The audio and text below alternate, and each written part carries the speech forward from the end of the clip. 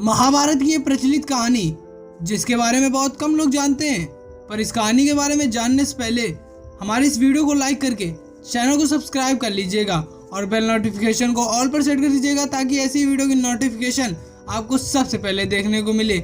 चलिए इस वीडियो को शुरू करते हैं और जानते हैं इन्हीं सब बातों के बारे में विस्तार रूप से। मित्रों, इस कहानी के बारे में महाभारत जैसे पुराणों में भी सुनने को नहीं मिलता है। तो मित्रों, ये कहानी जब की है जब महाभारत काल में अर्जुन द्रौपदी से विवाह करके पांचों पांडव संग घर आए।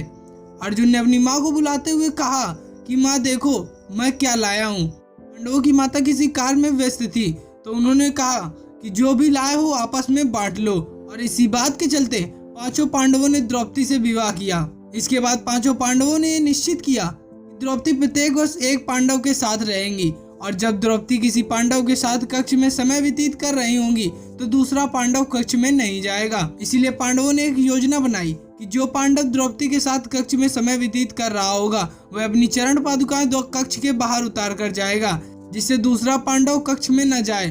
परंतु एक बार अर्जुन अपनी चरण पादुकाएं बाहर उतार कर द्रौपदी के साथ कक्ष में समय व्यतीत कर रहे थे, लेकिन कुछ देर बाद एक कुत्ता आता है और उनकी चरण पादुकाओं को उठाकर जंगल की ओर ले जाने लगता है और जंगल में जाकर उन्हीं चरण पादुकाओं के साथ खेलने लगता है। और उसके बाद भीम जंगल से घर आते हैं और द्रौपदी के कक्ष के बाहर आकर देखते हैं तो कक्ष के बाहर कोई भी चरण पादुकाएं नहीं उतरी थी। इसीलिए भीम कक्ष में प्रवेश कर गए।